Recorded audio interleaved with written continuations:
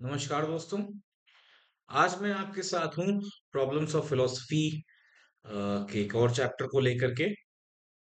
इस चैप्टर का टाइटल है how a priori knowledge is possible. तो इस चैप्टर में रसेल कांट की फिलोसफी का जिक्र करते हैं और कांट के सिंथेटिक ए प्रायरी का जो प्रिंसिपल है उसका जिक्र करते हैं। और कांट की क्रिटिकल फिलोसफी को लेकर के वो इस प्रश्न को डील करते हैं कि ए प्रायरी नॉलेज पॉसिबल कैसे हो सकती है।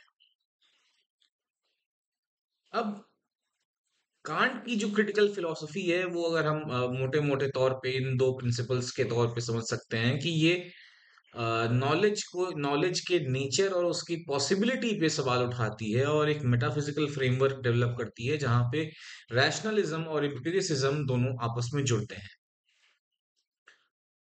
फिर इमैनुअल कांट ने एक सिंथेटिक ए प्रायरी नॉलेज का एक कॉन्सेप्ट दिया जिसका मतलब ये था कि truth that are independently known independently of experience that are not merely definitional exist।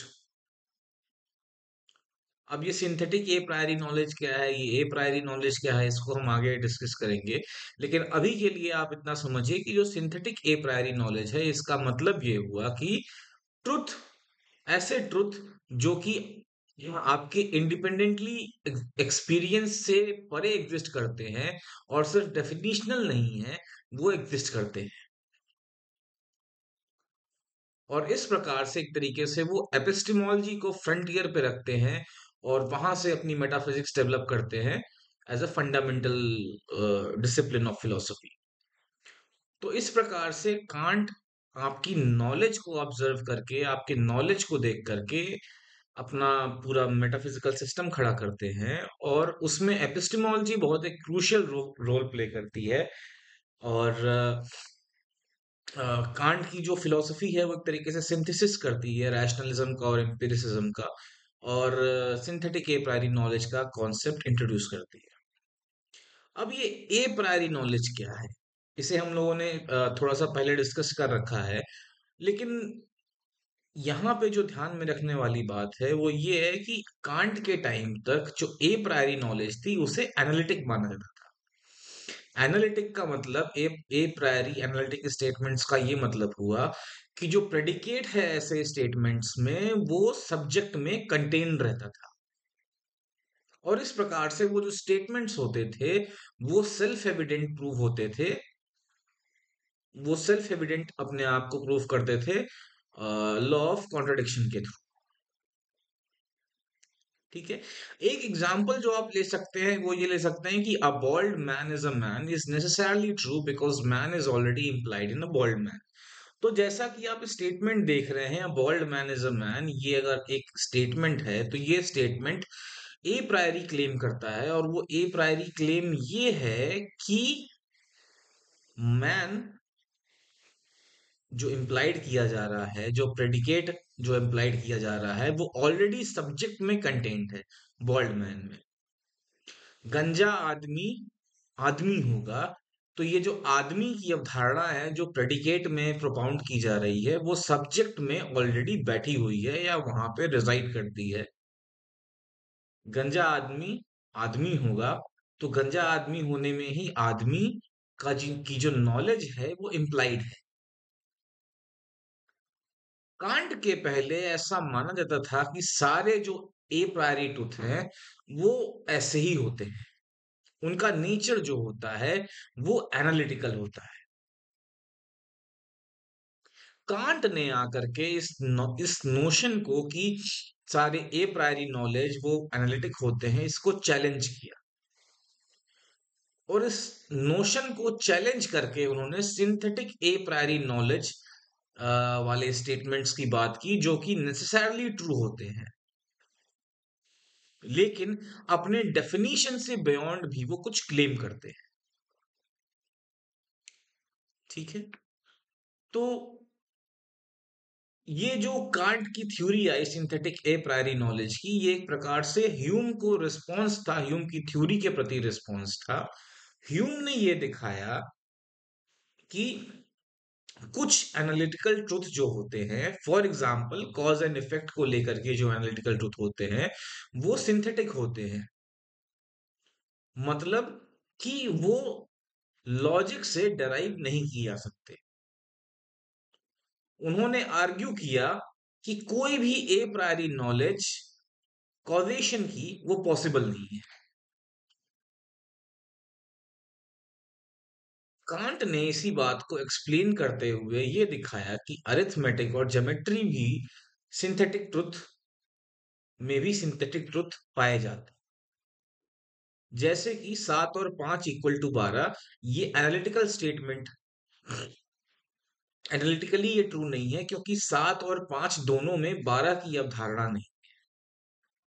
अगर हम लोग वापस से एक बार जाएं और देखें ए प्रायरी एनालिटिकल नॉलेज क्या होती है, या ए प्रायरी को जो एनालिटिकल माना जाता था वो क्या माना जाता था, कि जो प्रेडिकेट है वो सब्जेक्ट में कंटेन्ड है।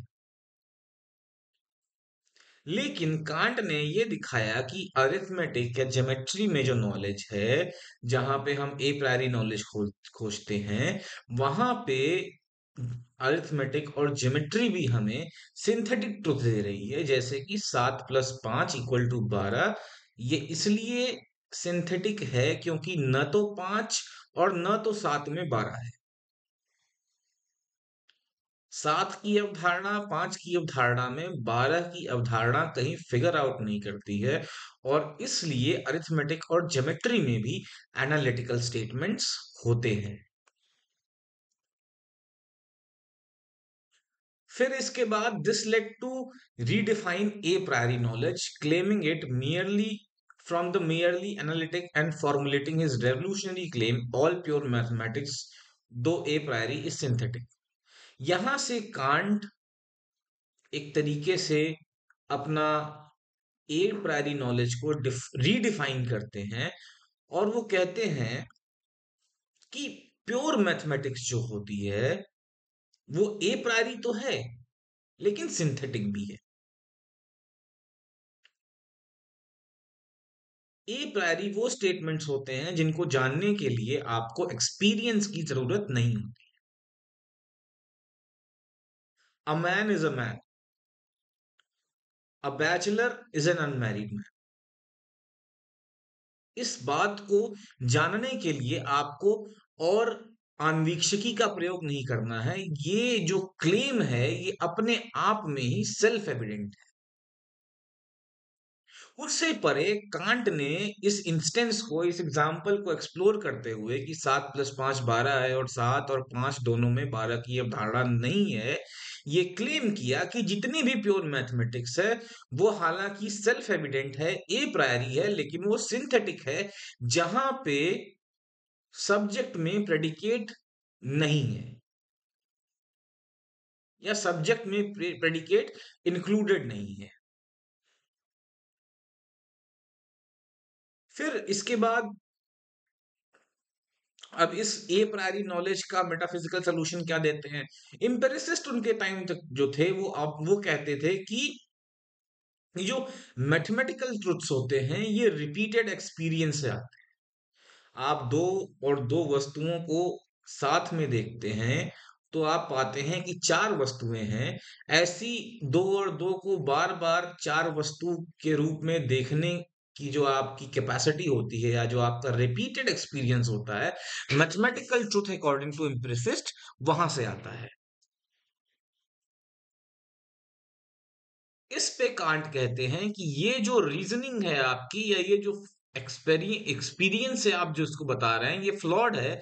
क्योंकि अगर आप एक बार दो और दो के चार होने को समझ लें या देख लें या जान लें, तो इस बात को आप यूनिवर्सली अप्लाई कर पाएंगे, और एक ही सिंगल इंस्टेंस जहां पे 2 + 2 4 हो रहा है, उससे आप बाकी इंस्टेंसेस को समझ जाएंगे, सिर्फ प्योर रिफ्लेक्शन को लेकर के या प्योर रीजन को लेकर के। इसलिए कांट ने सिंथेटिक ए प्रायरी नॉलेज को एक्सप्लेन करने के लिए एक अच्छा, एक बेटर फ्रेमवर्क दिया।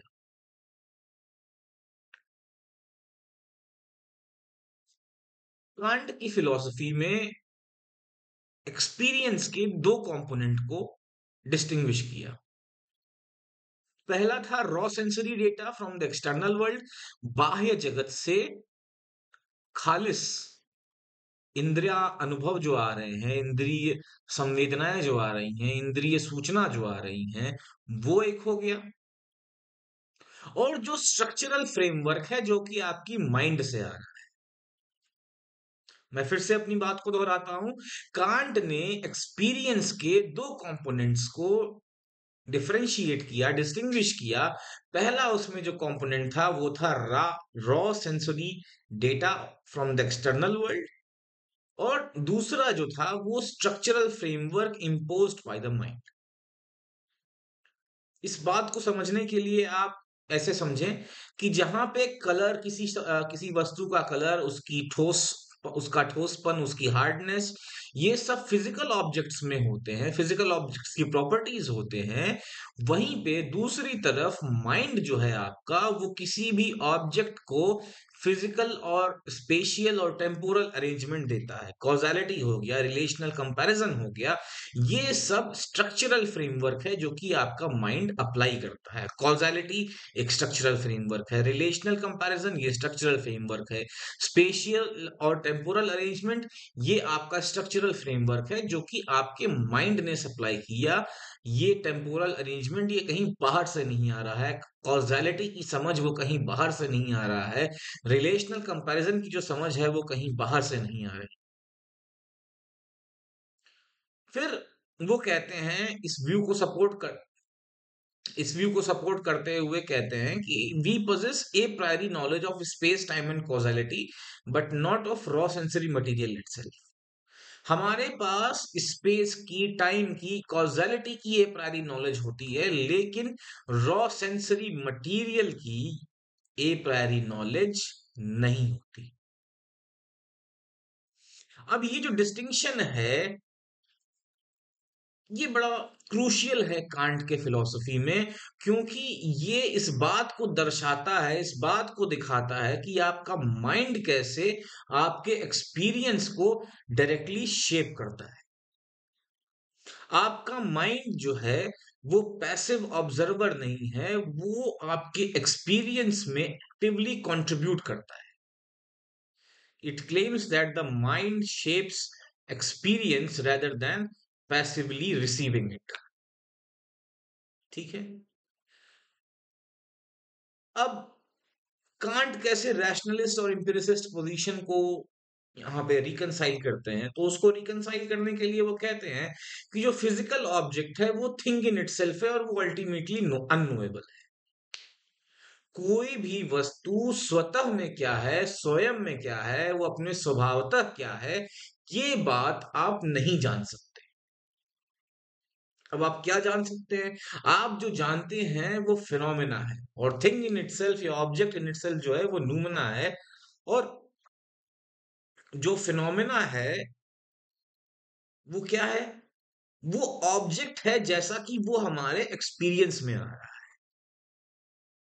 बाहर एक ऑब्जेक्ट है, आपका माइंड उसका रिप्रेजेंटेशन क्रिएट कर रहा है, और वो फिनोमेना है, और वो representation is what is the object that appears in your experience. आपके माइंड में जो आपका माइंड एक प्रकार से रिप्रेजेंटेशन क्रिएट कर रहा है ऑब्जेक्ट का, फिजिकल ऑब्जेक्ट का, जो कि एक्सटर्नल वर्ल्ड में है, तो जो आपका माइंड आपका एक्सपीरियंस क्रिएट कर रहा है, उस एक्सपीरियंस में जो ऑब्जेक्ट क्रिएट कर रहा है वो फिनोमेना है। और ये जो फिनोमेना है ये एक्सटर्नल ऑब्जेक्ट और माइंड की जो उसकी स्ट्रक्चरिंग है, इन दोनों चीजों से आता है। और इस प्रकार से ये हमारी ए प्रायरी नॉलेज को कंफर्म करता है। और ये जो नॉलेज है ये सिर्फ आपके एक्सपीरियंस तक ही सीमित है, एक्सपीरियंस तक ही वैलिड है, क्योंकि आप अपने कंसेप्शन को थिंग इन इटसेल्फ तक एक्सटेंड नहीं कर सकते। इस सेंस में रसेल जो रैशनलिस्ट व्यू है, जो कि ए प्रायरी नॉलेज पे एम्फसाइज करता है, उस पे फोकस करते हैं। और जो एम्पिरिसिव स्टांस है जो कि कहता है कि हर नॉलेज आपका जो है वो एक्सपीरियंस में ग्राउंडेड है, उन दोनों के बीच में एक समन्वय लाने की कोशिश करते हैं। वो कहते हैं कि आप किसी भी ऑब्जेक्ट को एज इटसेल्फ या इन इटसेल्फ नहीं जान सकते। आप जो ऑब्जेक्ट को जानते हैं वो फिनोमेना के थ्रू जानते हैं, वो फिनोमिनन के रूप में जानते हैं, और वो फिनोमिनन ऐसा है जो कि आपको ऑब्जेक्ट में प्रेजेंट, आपके एक्सपीरियंस में कैसा आपको कोई ऑब्जेक्ट नजर आता है वो उस पर डिपेंड करता है, या वो फिनोमेना। फिर ए प्रायरी नॉलेज की जो प्रॉब्लम है ऑब्जर्वर को लेकर के, उस पे हमारा ध्यान रसेल लेकर के आते हैं, और रसेल कांट की थ्योरी में एक फ्लॉ निकालते हैं। और वो फ्लॉ ये है कि आप जब ए प्रायरी नॉलेज की बात कर रहे हैं तो आप ऑब्जर्वर पे बहुत डिपेंडेंट हो जा रहे हैं, आप इस बात पे बहुत डिपेंडेंट हो जा रहे हैं कि आपके एक्सपीरियंस में कोई ऑब्जेक्ट कैसा आपको दिख रहा है। और क्योंकि अलग-अलग लोगों के बीच में, अलग-अलग लोगों के पर्सपेक्टिव में ऑब्जेक्ट जो होगा वो भी अलग-अलग हो सकता है, नज़र आएगा। इसलिए आप ऑब्जर्वर डिपेंडेंट होकर के अपने जो आपकी फिलॉसफी है उसके फाउंडिंग प्रिंसिपल्स को वीक बना रहे हैं। उनमें ऑब्जेक्टिविटी नहीं है। और वो कहते हैं, रसल कहते हैं कि अगर लॉजिकल और मैथमेटिकल अरिथमेटिक के ट्रुथ जो हैं वो यूनिवर्सल सर्टेन है, तो वो ह्यूमन कॉग्निशन के इंडिपेंडेंटली भी ट्रू होंगे। रसल कहते हैं कि अगर लॉजिकल और अरिथमेटिक ट्रुथ जो हैं वो यूनिवर्सली ट्रू हैं, तो आप उन्हें कैसे परसीव करते हैं इसके इंडिपेंडेंट भी वो ट्रू होंगे। और अगर ए प्रायरी ट्रुथ ह्यूमन नेचर पे डिपेंड करता है, तो इस बात की कोई गारंटी ही नहीं है कि वो कांस्टेंट है, वो नेचर का एक कांस्टेंट है। और 2 और 2 5 हो सकता है, इस बात की पॉसिबिलिटी को भी वो उजागर करते हैं। अगर जो ए प्रायरी ट्रुथ है, मैं अपनी बात को फिर से दोहराता हूँ, अगर ए प्रायरी ट्रुथ जो है वो ह्यूमन नेचर पे डिपेंडेंट है, तो इस बात की सत्यता को आप साबित नहीं कर सकते कि वो कांस्टेंट होगा, एक नेचर का कांस्टेंट होगा, एक यूनिवर्सल कांस्टेंट होगा, इंडिपेंडेंट ऑफ ह्यूमन कॉग्निशन। और अगर ऐसा नहीं है, तो 2 और 2 5 हो जाएं, ये भी पॉसिबल हो सकता है। अगर कोई 2 और 2 को 5 मानता हो, अगर हम ऑब्जर्वर पे इतना फोकस करेंगे, तो कोई 2 और 2 को 5 मानता हो वो भी पॉसिबल हो जाएगा, क्योंकि वो कांस्टेंट ऑफ आवर नेचर नहीं है। फिर इसके बाद कांट का जो गोल है कि आप सर्टेनिटी और यूनिवर्सलिटी ऑफ मैथमेटिकल ट्रुथ्स लेकर के आए, वो डाउनग्रेड हो जाता है। और अगर आपको अरिथमेटिक को ऐसा बोलना है कि वो ए प्रायरी नॉलेज सप्लाई करता है, तो वो ए प्रायरी नॉलेज या अरिथमेटिक के नॉलेज इंडिपेंडेंट ऑफ एक्सपीरियंस होने चाहिए। कोई ऑब्जर्वर किसी ए प्रायरी नॉलेज को या अरिथमेटिक की नॉलेज को कैसे देख रहा है, इससे इंडिपेंडेंट ए प्रायरी ट्रुथ होना चाहिए अरिथमेटिक्स में। ठीक है।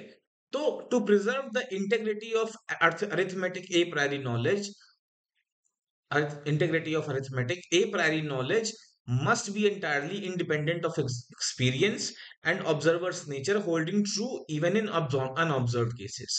अगर अरिथमेटिक्स में ए प्रायरी नॉलेज है, तो वो ए प्रायरी नॉलेज आपके एक्सपीरियंस के परे भी ट्रू होनी चाहिए। कोई ऑब्जर्वर उसे कैसे देख रहा है, उसका स्वभाव कैसा है, उसके परे भी वो ट्रू होनी चाहिए।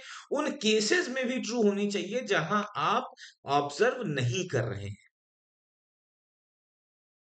अब रसेल क्या मानते हैं प्रायरी पे? रसेल कहते हैं कि बहुत लोगों ने ए प्रायरी को एक थॉट का फीचर माना है rather than fundamental nature of the world. जो रैशनलिस्ट हैं वो कहते हैं कि जो ए प्रायरी नॉलेज है ये हमारे ही थॉट का एक फीचर है rather than being a fundamental fact about the world. Russell इस बात को एग्जामिन करते हैं by using the law of contradiction. हम लोगों ने पिछले चैप्टर में 3 लॉज ऑफ थॉट डिस्कस किए थे। उसमें जो सेकंड लॉ ऑफ कॉन्ट्रडिक्शन हमने डिस्कस किया था वो लॉ ऑफ थॉट ये कहता है, लॉ ऑफ कॉन्ट्रडिक्शन या law of thought implying the law of contradiction says that nothing can both be and not be. कोई भी चीज एक साथ सत और असत नहीं हो सकती। अब while we recognize this law through thought, it applies to reality, not just to mental process। ये जो लॉ ऑफ थॉट है, ये हम इसको रियलिटी में देख करके अप्लाई करते हैं। ये सिर्फ हमारे मेंटल प्रोसेस से नहीं आया है।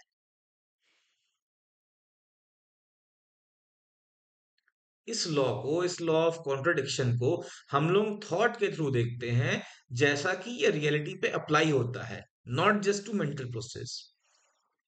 एक एग्जाम्पल समझने के लिए आप ये एग्जाम्पल ले सकते हैं। अगर हम ये कहें कि कोई एक ट्री है, वो बीच है, तो हमें ये वेरीफाई करने की जरूरत नहीं है कि वो नॉन बीच या नॉट अ बीच नहीं होगा।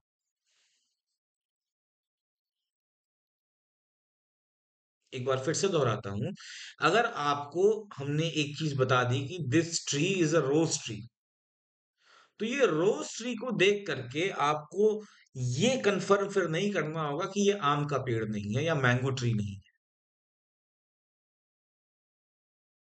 इस बात में कि कोई ऑब्जेक्ट ऑफ सर्टेन नेचर है, ये इंप्लाई करती है कि वो ऑब्जेक्ट दूसरे नेचर का नहीं होगा, उससे अपोजिट नेचर का नहीं होगा। या कोई पेड़ एक साथ गुलाब का पेड़ और आम का पेड़ नहीं हो सकता। अब ये जो प्रिंसिपल है, ये नेचर ऑफ एग्जिस्टेंस को लेकर के है। हम इसके बारे में कैसा सोच रहे हैं उस पर डिपेंडेंट नहीं, सिर्फ उस पर डिपेंडेंट नहीं। आप किसी प्रिंसिपल के बारे में कैसा सोच रहे हैं सिर्फ उस पर डिपेंडेंट नहीं है। ये एक फंडामेंटल प्रिंसिपल ऑफ रियलिटी है। अब रसल कहते हैं फाइनली कि लॉ ऑफ कॉन्ट्रडिक्शन ये थॉट पे कंस्ट्रेन नहीं है। आप कॉन्ट्रडिक्शन सोच सकते हैं, लेकिन ऑब्जेक्टिव रियलिटी के बारे में एक स्टेटमेंट है। लॉ ऑफ कॉन्ट्रडिक्शन ये थॉट पे कोई कंस्ट्रेंट नहीं है, ये ऑब्जेक्टिव रियलिटी के बारे में एक स्टेटमेंट है। और ये सजेस्ट करता है कि ए प्रायरी ट्रुथ जो होंगे, they must be understood and external to human cognition rather than merely mental construct. तो ये जो कांट कह रहे थे कि आ, आप किसी चीज पे कैसे पर आप किसी चीज को कैसे देखते हैं, या जो हमारा माइंड है वो स्ट्रक्चरिंग करता है ऑब्जेक्ट्स की या ए प्रायरी नॉलेज की, उस पर डिपेंडेंट नहीं है। ये जो ए प्रायरी ये जो लॉ ऑफ कॉन्ट्राडिक्शन है जो है, ये ट्रुथ जो है, ये ऑब्जेक्टिव रियलिटी पे भी अप्लाई होता है। ये लॉ ऑफ कॉन्ट्रडिक्शन ये ऑब्जेक्टिव रियलिटी के बारे में भी स्टेटमेंट है। ये सिर्फ इस बारे में स्टेटमेंट नहीं है कि हम कैसे चीजों को कंस्ट्रू करते हैं, हम कैसे चीजों को कंस्ट्रक्ट करते हैं। और इस सेंस में जो ए प्रायरी ट्रुथ है, suggesting that a priori truths must be understood as external to human cognition rather than mental constructs. फिर a priori truths as independent of the mind. A priori truth जैसे कि हमारा preposition है 2 और 2 4 है, ये हमेशा ट्रू नहीं है, क्योंकि ये एक बार मैं इस बात को फिर से दोहराता हूं। ए प्रायरी जो ट्रुथ है या ए प्रायरी जो जजमेंट है, जैसे कि 2 और 2 4, are not true because of the way human minds are structured as Kant suggest. Kant जैसा कि कहते हैं कि ए प्रायरी ट्रुथ जो है वो ह्यूमन माइंड के द्वारा स्ट्रक्चर्ड है, वैसा नहीं है। Instead their truth is independent of any fact about our mental constitution। ये जो ए प्रायरी जजमेंट है, इनका जो ट्रुथ है वो हमारे मेंटल परसेप्शन, हमारे मेंटल कॉन्स्टिट्यूशन के परे भी या इंडिपेंडेंट भी ट्रू है। कोई भी no aspect of human nature can make it otherwise. Two और टू के फोर होने के लिए आपकी कॉग्निशन की जरूरत नहीं है, या फिर आपका ह्यूमन नेचर कैसा है, आप ऑब्जर्वर कैसे हैं, ऑब्जर्वर का नेचर कैसा है, इन सब के परे भी ये जो ए प्रायरी जजमेंट है टू और टू फोर, ये यूनिवर्सल है। और ये आपके कॉग्निशन पे, आपके ह्यूमन नेचर पे डिपेंडेंट नहीं है। और इस सेंस में ये जो प्रपोजिशंस हैं, इनका एप्लीकेशन है, यूनिवर्सल है to both actual and possible instances regardless of whether they pertain to mental or non-mental entities। आप इन्हें चाहे mental entities पे लगाएं या चाहे non-mental entities पे लगाएं। और ये इस प्रकार से जो कांट का व्यू है उसको चैलेंज करती है। कांट का जो व्यू था वो ये था कि ए प्रायरी नॉलेज जो है वो माइंड के द्वारा शेप हो जाती है, शेप की जाती है, वो मस्तिष्क के द्वारा गढ़ी जाती है।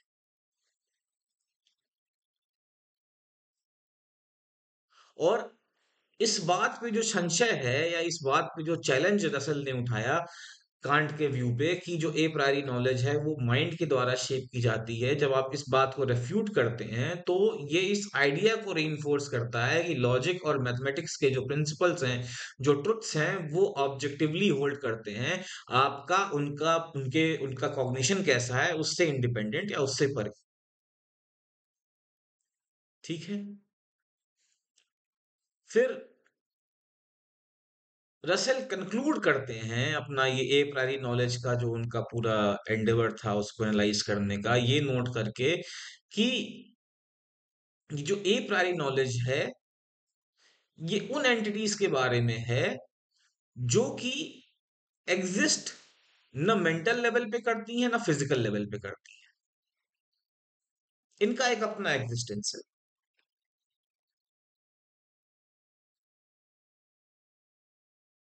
फिर ये जो एंटिटीज हैं such as qualities relation belong to a distinct realm. अब वो रेल्म जो है वो यूनिवर्सल्स का रेल्म है, जिसे हम लोग अगले चैप्टर में डिस्कस करने वाले हैं।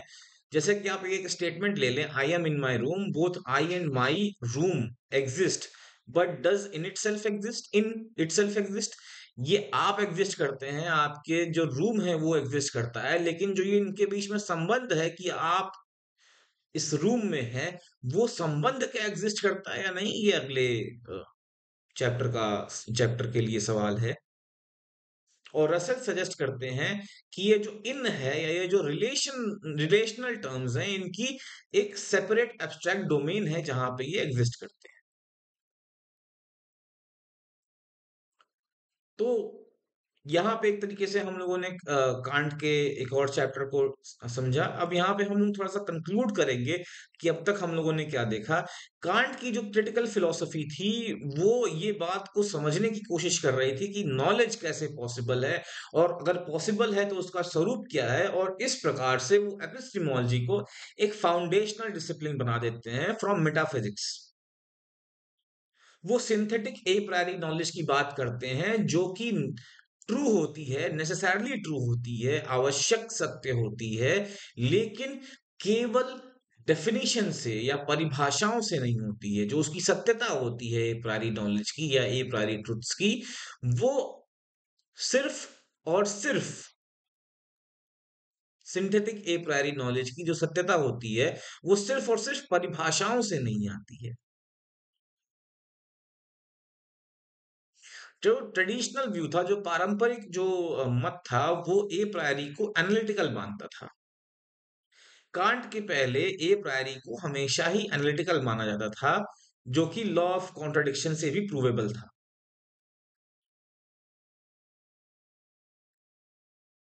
अब कांट ने हमें हमने देखा कि कांट ने कैसे इस पोजीशन को चैलेंज किया और उन्होंने कहा कि ये कहा कि जो मैथमेटिकल और कॉजल प्रोपोजिशंस हैं वो सिंथेटिक ए प्रायरी है।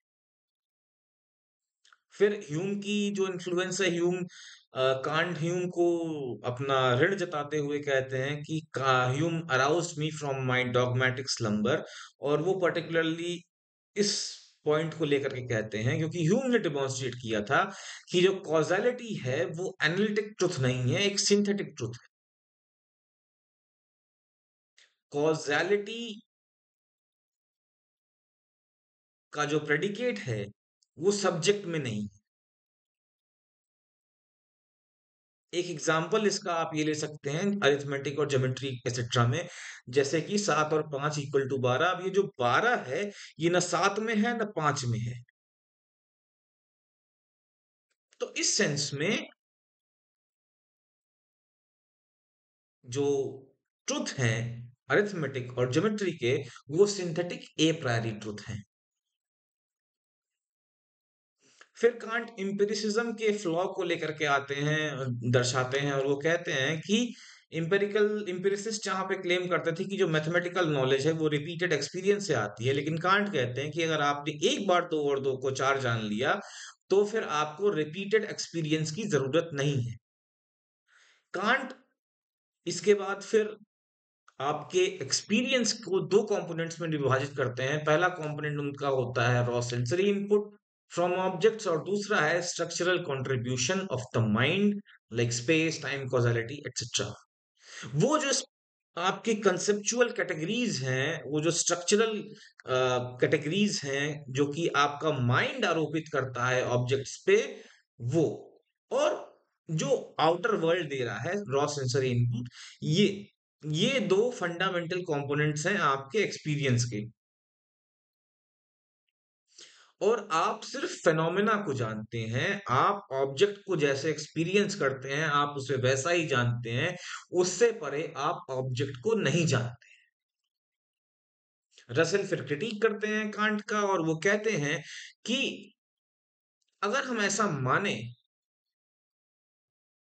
कि आप चीजों को बस उतने तक ही जानते हैं जैसा कि वो आपको ऑब्जेक्ट्स में नजर आते हैं, जैसा कि वो आपको ऑब्जेक्ट्स ऑफ एक्सपीरियंस नजर आते हैं, या जैसा वो आपको एक्सपीरियंस में नजर आते हैं, तो अगर आप ऐसा कहें तो 2 और 2 5 भी हो सकता है, क्योंकि किसी के लिए 2 और 2 5 होता है। तो क्योंकि आपने जो ए प्रायरी ट्रुथ है उसको आपने ह्यूमन नेचर पे डिपेंडेंट, ह्यूमन कॉग्निशन पे डिपेंडेंट आपने दिखा दिया, इसलिए 2 और 2 5 अगर कोई दिखा सकता है तो उसके लिए 2 और 2 5 सत्य हो जाएगा। फिर इसके बाद रसेल कहते हैं कि जो लॉजिकल ट्रुथ्स हैं जैसे कि लॉ ऑफ कॉन्ट्रडिक्शन, ये सिर्फ आपके विचारों के बारे में लॉ नहीं है, ये रियलिटी को भी डिनोट करते हैं या ये रियलिटी को भी दर्शाते हैं। जो ए प्रायरी ट्रुथ्स हैं वो, जैसे कि लॉ ऑफ कॉन्ट्रडिक्शन, वो सिर्फ आपके लॉज आपके थॉट के की स्ट्रक्चरिंग को, या आपका दिमाग कैसे काम करता है या आपका थॉट कैसे काम करता है, सिर्फ इसी को नहीं दिखाते, ये रियलिटी को भी दिखाते हैं। और फिर रसेल अंततः ये दिखाते हैं कि रिलेशन के आइडिया को इंट्रोड्यूस करते हैं, जैसे कि इन संबंध से, में संबंध से। तो में संबंध में मैं अपने कमरे में हूं, मैं और मेरा कमरा, ये दो चीजों को आप देखते हैं, डायरेक्टली परसीव करते हैं, लेकिन जो रिलेशन है इन, वो आप उसको डायरेक्टली नहीं परसीव करते हैं, लेकिन ये इसकी एक अपनी स्वतंत्र सत्ता है, और ये जो स्वतंत्र सत्ता है वो एक सेपरेट एब्स्ट्रैक्ट रेल्म में है। तो इस प्रकार से हम देखते हैं कि कांट और रसेल दोनों ही नॉलेज को एक्सटर्नल वर्ल्ड और इंटरनल सब्जेक्टिव कंपोनेंट में इंटर में विभक्त करते हैं। कांट जहां पे फिनोमिना दिखाते हैं, वहीं रसेल सेंस डाटा की बात करते हैं, लेकिन ये दोनों ए प्रायरी के रोल पे डिपेंड कर रहे हैं। रसेल फिर बाद में कांट के जो कॉन्ट्रीब्यूशंस हैं उस पे बात करते हैं और कैसे उन्होंने एनालिटिकल और कॉन्टिनेंटल ट्रेडिशंस को शेप किया है, इस पे वो चर्चा करते हैं। आज के लिए इतना ही। तब तक के लिए good bye and thank you. नमस्ते।